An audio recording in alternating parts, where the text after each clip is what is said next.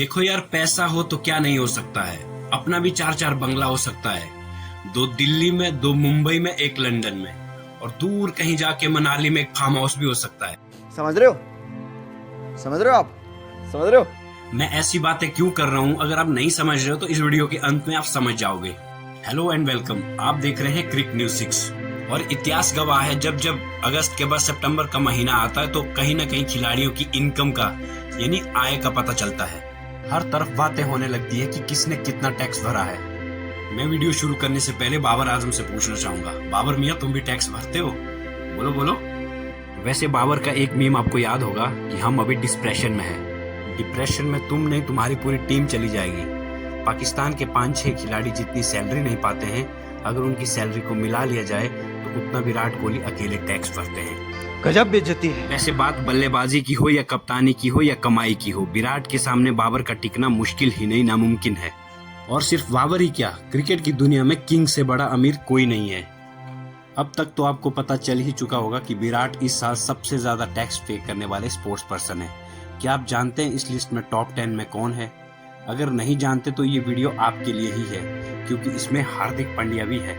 Thanks to the last auction. फिलहाल विराट कोहली बांग्लादेश के साथ टेस्ट सीरीज खेल रहे हैं, और इस टेस्ट सीरीज के लिए विराट अपने इंग्लैंड वाले घर से सीधा चेन्नई आए थे। वैसे सिर्फ विराट ही नहीं, कई और भारतीय खिलाड़ियों के घर भी इंग्लैंड में है। वो कौन है वो वीडियो में आपको आगे बताऊंगा, क्योंकि टैक्स देने वाले 2 खिलाड़ी भी इसी लिस्ट में शामिल है। फिलहाल बात करते हैं किंग कोहली की, जो अपने खेल के साथ साथ कमाई में भी टॉप पर है। फॉर्चून इंडिया की रिपोर्ट के मुताबिक विराट कोहली ने इस साल 66 करोड़ का टैक्स दिया है। क्रिकेट के अलावा विराट कोहली अलग अलग जरिए से अपनी फैमिली की लाइफ सिक्योर कर रहे हैं और खुद कमाई कर रहे हैं, जिसमें ब्रांड इंडोर्समेंट के साथ साथ अलग अलग कंपनियों में मोटा इन्वेस्टमेंट उन्होंने कर रखा है। यही वजह है कि विराट ने सरकार को टैक्स के रूप में 66 करोड़ का टैक्स दिया है, और विराट का कुल नेटवर्थ 1050 करोड़ से भी ज्यादा हो चुका है। इस लिस्ट में दूसरे नंबर में आते हैं महेंद्र सिंह धोनी। 38 करोड़ टैक्स देने वाले माही भी कुछ कम नहीं है। इंटरनेशनल क्रिकेट से संन्यास लेने के बाद भी उनकी कमाई रॉकेट की रफ्तार से बढ़ रही है। धोनी एक अच्छे क्रिकेटर होने के साथ साथ एक अच्छे बिजनेसमैन भी बन चुके हैं। यही कारण है कि उनका नेटवर्थ 1000 करोड़ के पार पहुंच चुका है।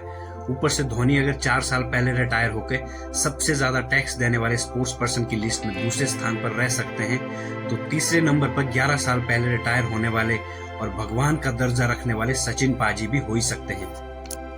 क्रिकेट के भगवान कहे जाने वाले सचिन तेंदुलकर ने भी पिछले फाइनेंशियल ईयर में 28 करोड़ का टैक्स भरा था। भारत के सबसे अमीर स्पोर्ट्स पर्सन की लिस्ट में अगला नाम आता है सौरव गांगुली का, यानी भारतीय क्रिकेट के दादा। दादा कहे जाने वाले सौरव गांगुली की कमाई इन दिनों ज्यादातर बिजनेस के साथ साथ ब्रांड एंडोर्समेंट या IPL से होती है। रिपोर्ट के मुताबिक दादा ने इस साल 23 करोड़ का टैक्स भरा है। वहीं अगर बात करें उनके नेटवर्थ की, तो वो 600 करोड़ के पार है। क्या आप जानते हैं कि दादा को रिटायर हुए 16 साल हो गए? खैर, आगे बढ़ते हैं, जानते हैं लिस्ट में अगला खिलाड़ी कौन है। जी हाँ, अगला नाम है हार्दिक पांड्या, जिन्होंने भरा है 13 करोड़ टैक्स। BCCI के एनुअल कॉन्ट्रैक्ट में शामिल स्टार खिलाड़ी हार्दिक पांड्या को इस साल फीस के तौर पे 5 करोड़ रुपए मिले। हार्दिक के पास गुजरात के बड़ौदा में एक आलीशान पेंट हाउस भी है, जिसकी कीमत 3.6 करोड़ से भी ज्यादा बोली गई है। हार्दिक का मुंबई के बरसोबा में 2 BHK अपार्टमेंट है, और बांद्रा में 30 करोड़ रुपए का भी एक अपार्टमेंट है। इस लिस्ट में अगले स्पोर्ट्स पर्सन है पंत, और जब मैं किसी भी लिस्ट में ऋषभ पंत का नाम देखता हूं तो वो एक्सीडेंट का सीन याद आता है। फिर याद पड़ता है ऋषभ पंत के वो दिन जब वो अपनी माता जी के साथ गुरुद्वारे में रहते थे। आज वही लड़का मौत को मात देकर देश के लिए 10 करोड़ रुपए का टैक्स भर रहा है। ऐसा इसलिए क्योंकि भारत के सबसे चमकदार क्रिकेटर को कई ब्रांड्स ने अपने ब्रांड एम्बेसडर बनाया है। पंत की IPL में ही 16 करोड़ की कमाई हो जाती है। क्रिकेट के खेल में सबसे ज्यादा कमाई करने वाले खिलाड़ी की लिस्ट में ऋषभ पंत के पास 2024 तक कुल संपत्ति लगभग 100 करोड़ रुपए की है। यह है वो 6 भारतीय खिलाड़ी जिन्होंने करोड़ों का टैक्स भरा है।